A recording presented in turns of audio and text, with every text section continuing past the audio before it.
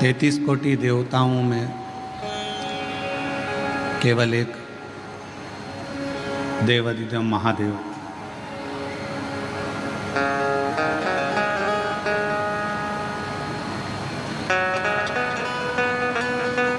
जिनको दुनिया का कोई ठाठ, दुनिया का कोई आडंबर, दुनिया का कोई दिखावा पसंद ही नहीं आता।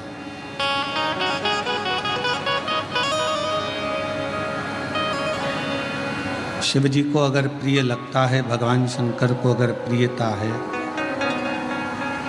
तो शायद शिव जी को सत्यम शिवम सुंदरम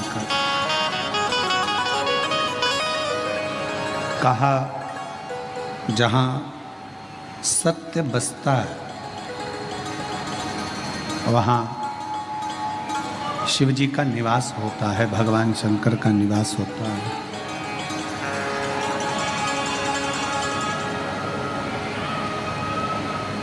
अर्थात शिव महापुराण की कथा कहती है कि सत्य में ही शिव है।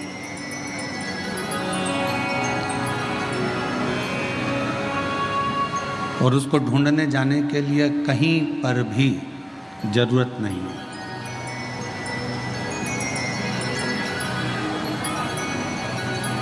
यदि आपको शंकर को ढूंढना है, शिव को ढूंढना है,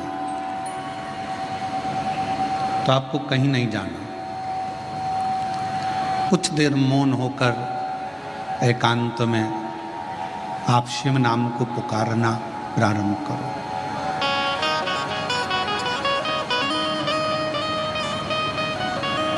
पंचाक्षर मंत्र नमः शिवाय, षडाक्षर मंत्र ओम नमः शिवाय, आप जब भीतर से पुकारोगे,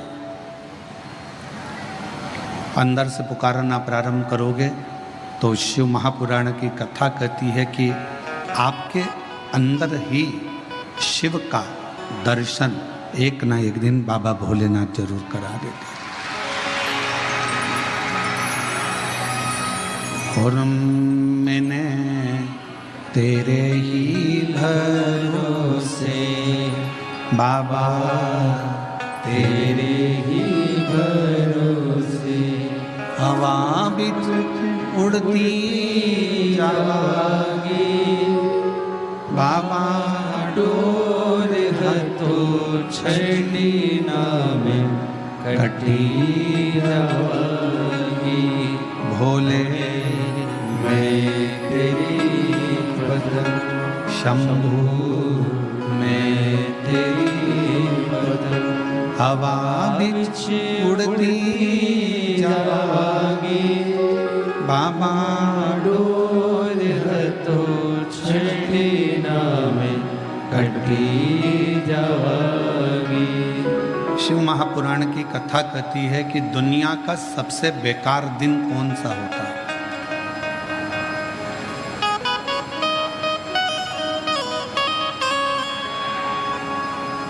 वो कौन सा दिन है जिस दिन को बेकार माना जाता है?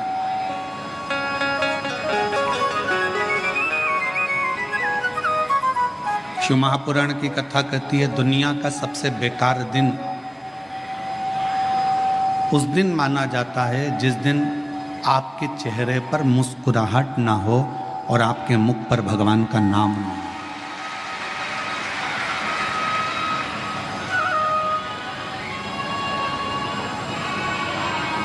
आप यदि मुस्कुरा रहे हो, आपके चेहरे पर हंसी है और भगवान का नाम है, आपके चेहरे पर प्रसन्नता है और भगवान का नाम है,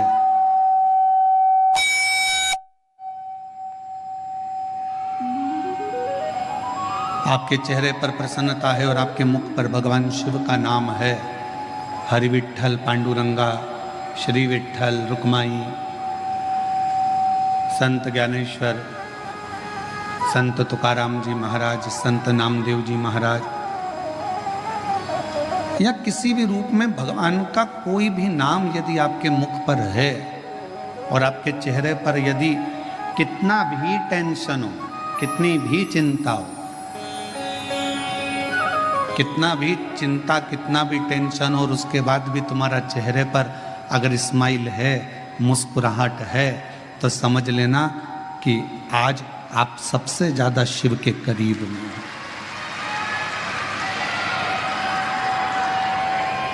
क्योंकि दिन ही बेकार वो माना गया है जिस दिन तुम्हारे चेहरे पर कोई मुस्कुराहट ना हो, कोई हंसी ना हो।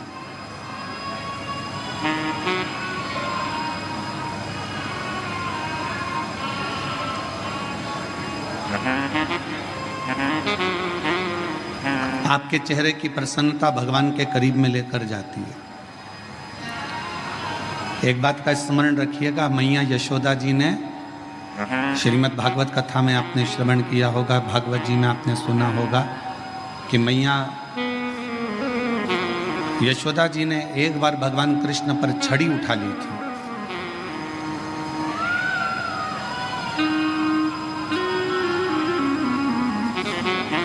ताई के बाद अगर बेबी मायके आए और रोती रोती आए तो बाप को भी चिंता लगती है, बाप को चिंता व्यापती है,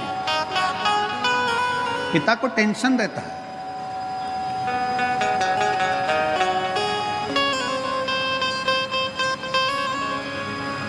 अच्छा घर देखा, अच्छा परिवार देखा, अच्छी खुशियां देखी, उसके बाद भी बेटी के चेहरे पर प्रसन्नता नहीं।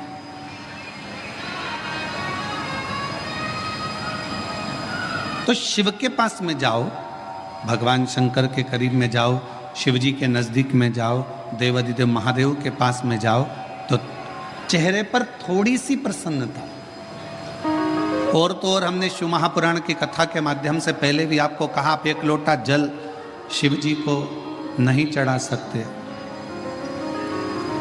आप भगवान शंकर को अगर एक लोटा जल नहीं चढ़ा सकते, आप भगवान शंकर को बेलपत्र नहीं चढ़ा सकते, आप भगवान शंकर को अगर एक पुष्प भी समर्पित नहीं कर सकते, शंकर के मंदिर में भी नहीं जा सकते, शिव के मंदिर में भी अगर प्रवेश नहीं कर सकते, शंकर के मंदिर में भी, भगवान शिव के द्वार पर मंदिर में भी अगर नहीं जा सकते, तो पहले भी कथा में कहा, फिर कह रहे हैं बेजापुर की इस पवित्र भूमि पर कि शिव के मंदिर भी ना जा सको तो शंकर के मंदिर के सामने से जब निकलो तो थोड़ा सा मुस्कुरा कर निकल जाना, तो भी शिव करुणा कर देते हैं, शिव कृपा कर। थोड़ा सा मुस्कुरा कर निकले, थोड़ा सा मुस्कुरा कर निकलोगे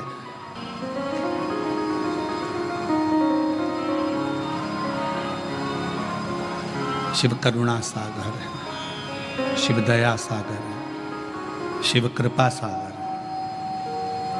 और शंभु शरणे पड़े मांगो घड़ी रे घड़ी, दुख काटो दया करी निदर्शन आपो। शंभु शरण पड़ी मांगो घड़ी रे घड़ी, दुख काटो दया करी निदर्शन आपो। बेजापुर की इस कथा का नाम बेलपत्र शिव पुराण दिया। उसका कारण एक ये भी रहा कि आने वाला जो समय है वो श्रावण का महीना है।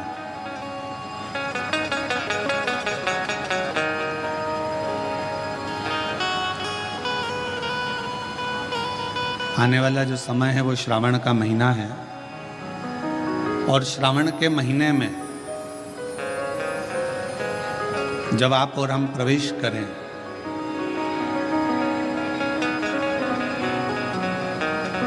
तो आपको और हमको ये मालूम होना चाहिए कि बेलपत्र की महत्वता क्या है।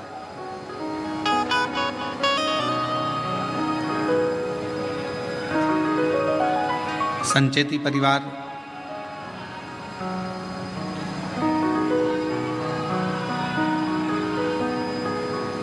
आज जो ये पवित्र शिव महापुराण की कथा को प्रारंभ करा है, मैं संचेती परिवार को तो बधाई देता ही हूँ, साथ में संपूर्ण देशवासियों को बधाई देता हूँ कि आज गुप्त नवरात्रे के पहले दिन से ये शिव पुराण की कथा प्रारंभ हो रही है। और आप सबको मालूम होगा 4 नवरात्रे होते हैं। उन 4 नवरात्रे में 2 नवरात्रे गुप्त माने गए और उसमें भी जो आषाढ़ महीने का जो नवरात्रा आता है, जो आज से प्रारंभ हुआ है, कहते हैं अगर कोई स्थिर होकर एकांत में बैठकर भगवान शंकर के नाम का मात्र संबोधन श्रवण कर लेता है, सुन ले, गुनगुना ले, शिव को याद कर ले, तो कहते हैं शिव और शक्ति की दोनों की कृपा उसके ऊपर बनी ही रहती है।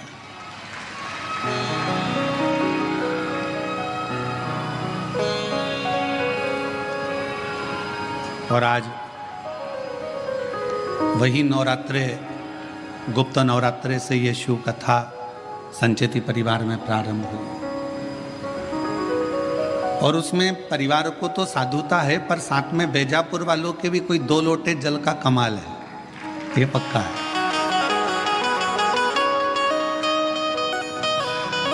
हम जब कल विशाल जी के घर पहुंचे तो वहां पर माता जी कह रही थी विशाल जी की कि गुरुजी 25 साल से शंकर जी की आराधना कर रही हूं और उसका फल आज प्राप्त हुआ है। हम आपको धन्यवाद देते हैं माता जी, बहुत बहुत साधुता है। पुण्य है आपके ससुर के, सास के, और पुण्य है आपके पूर्वजों के, आपके, जो ये पवित्र शिव महापुराण की कथा आपके माध्यम से ये संपूर्ण बेजापुर वालों को श्रवण करने का सौभाग्य है।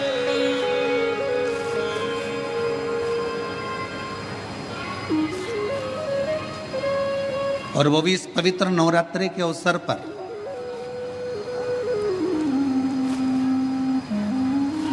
एक बेलपत्र के वृक्ष की महत्वता शिव महापुराण के प्रारंभ ही बता देता है।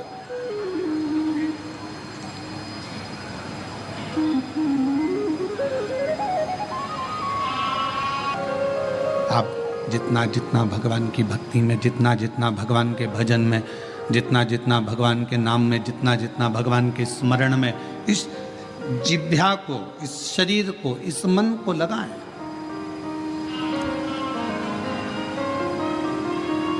करो कोई अच्छा कर्म जीवन में। और फिर निवेदन है कि मत बुरे कर्म कर बंदे वरना पछताएगा, भगवान की आंखों से तू बच नहीं पाएगा, तू बच नहीं पाएगा। अरे ओ अज्ञानी मत कर नादानी, अरे ओ अज्ञानी मत कर नादानी। तेरे कर्म का फल भी तू ही पाएगा, जैसा किया तूने तेरे आगे आएगा। मत बुरे कर्म कर बंदे वरना पछताएगा, भगवान की आंखों से तू बच नहीं पाएगा, तू बच नहीं पाएगा। अरे ओ अज्ञानी मत कर नादानी। रहो परिवार में, कुटुंब में, नातों में, रिश्तों में। कोई तुमसे कह दे कि तुम अपना घर छोड़ दो तो कह देना सीवर वाले महाराज ने मना करा, मैं अपना घर नहीं छोड़ सकती। कोई तुमसे कह दे कि तीर्थ में जाकर बैठ जाओ तो मना कर देना, हमारे बस की बात नहीं है तीर्थ में बैठना। कोई तुमसे कहे किसी नदी के तट पर जाकर बैठ जाओ, सन्यासी बन जाओ, संत बन जाओ, साधु बन जाओ, तपस्वी बन जाओ, साधक बन जाओ, उपासक बन जाओ, मना कर देना, हमारे बस का कुछ भी नहीं है। शिव महापुराण की कथा तो कहती है शंकर का एक तत्व अपने भीतर धारण करो। शिवजी अपनी अर्धांगिनी धर्मपत्नी के साथ रहते हैं, शिवजी अपने बच्चों के साथ रहते हैं। 33 कोटि देवताओं में केवल एक देवाधिदेव महादेव ऐसे हैं जो अपने पूरी विथ फैमिली पुजाते हैं। को भी पूजा जाता है, जिनके पुत्र श्री गणेश जी को भी पूजा जाता है, जिनके पुत्र श्री कार्तिकेय बाबा को भी पूजा जाता है, जिनकी बहुएं रिद्धि सिद्धि भी पूजा जाती है, जिनकी बेटी असुख सुंदरी भी पूजा जाती है, जिनकी कन्याएं जया विषहरा शामली बारी दौतली देव भी पूजा जाती है, जिनके पोते शुभ और लाभ पूजा जाते हैं, जिनके परपोते अमोद और प्रमोद पूजा जाते हैं। जरा विचार करिएगा कि 33 कोटि देवताओं में केवल एक देव है, देवाधिदेव महादेव, जो अपनी फैमिली के साथ फुल एंजॉय में, आनंद में जिंदगी जीने का तरीका सिखाते हैं। केवल शिव।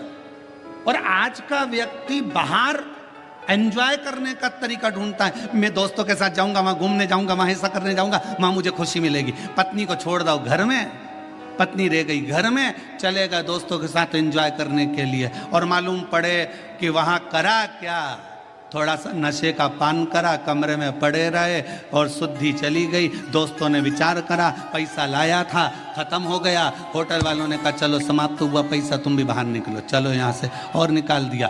अगर एंजॉय करना है, मेरे शिव जी कहते हैं अपनी अर्धांगिनी पार्वती के साथ शंकर भगवान विराजमान है, अपने बच्चों के साथ शिव जी विराजमान है, अपने परिवार के साथ शंकर भगवान विराजमान है। शिव जी कहना चाहते हैं कि अपनों के साथ में रहकर जो खुशी का आनंद है वो आनंद दुनिया में कहीं नहीं मिल सकता है, अपनों की श्रेष्ठता में।